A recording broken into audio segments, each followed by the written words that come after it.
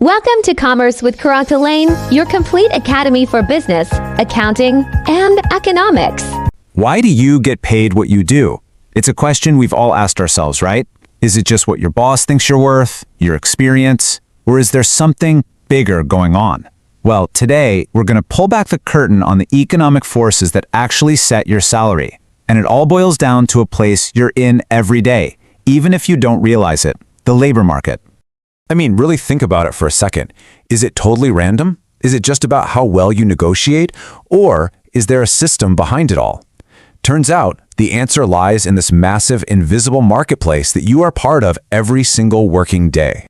And yeah, that marketplace is called the labor market.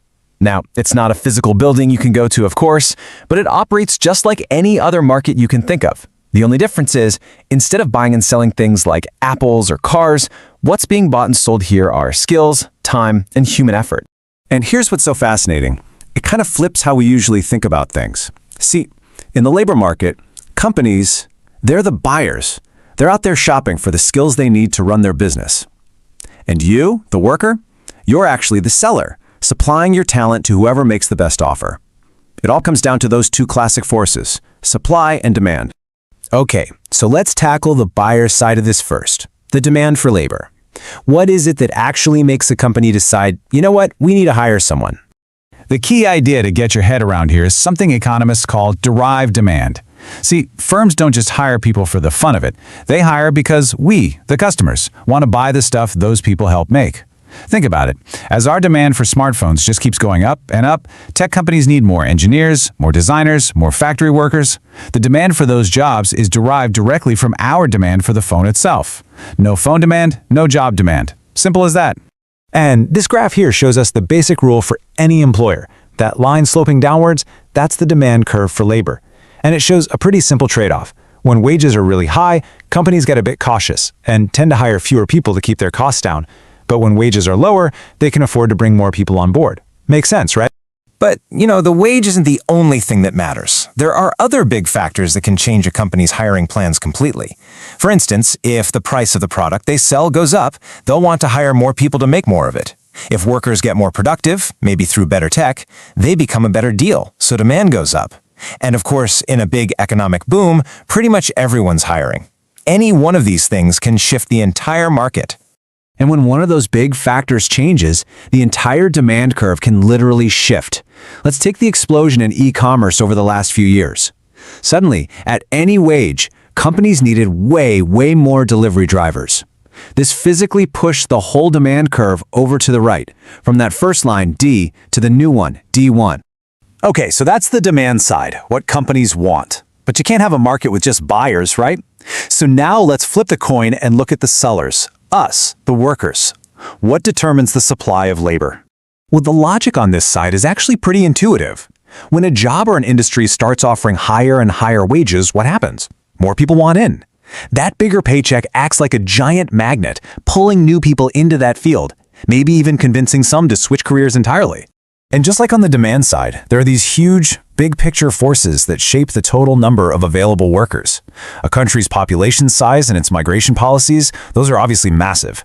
But so are other things like the retirement age, or how many people are graduating with very specific skills, like, say, nurses or software developers.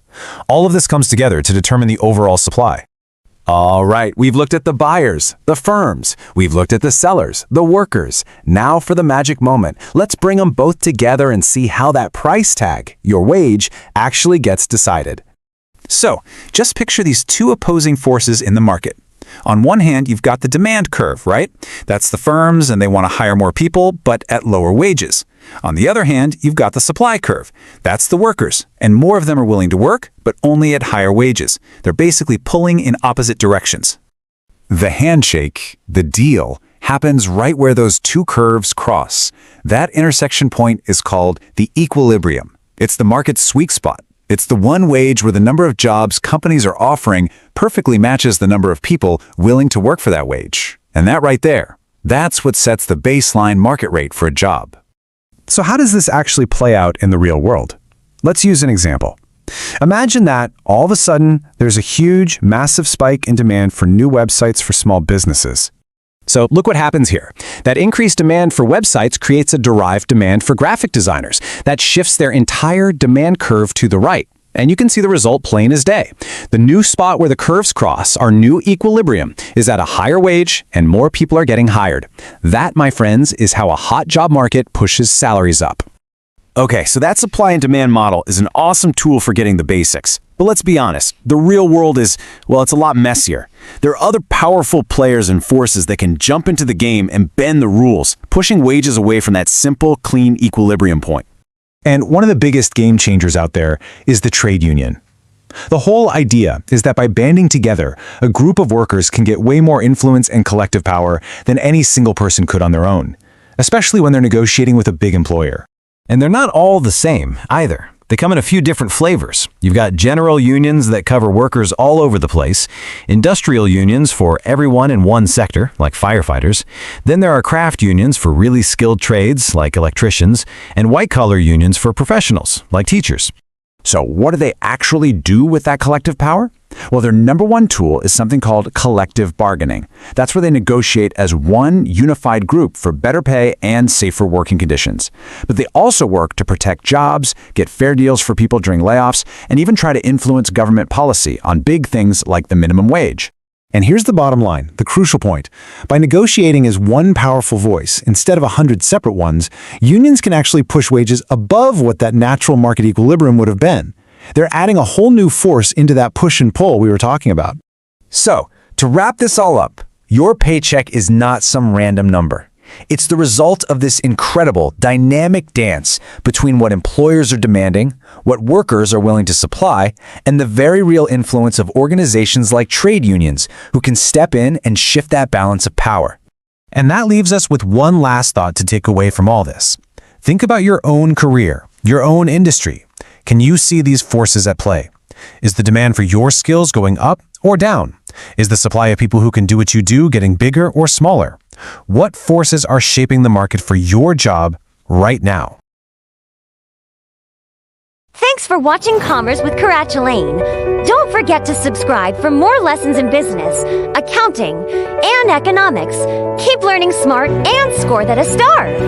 I'll see you in the next video.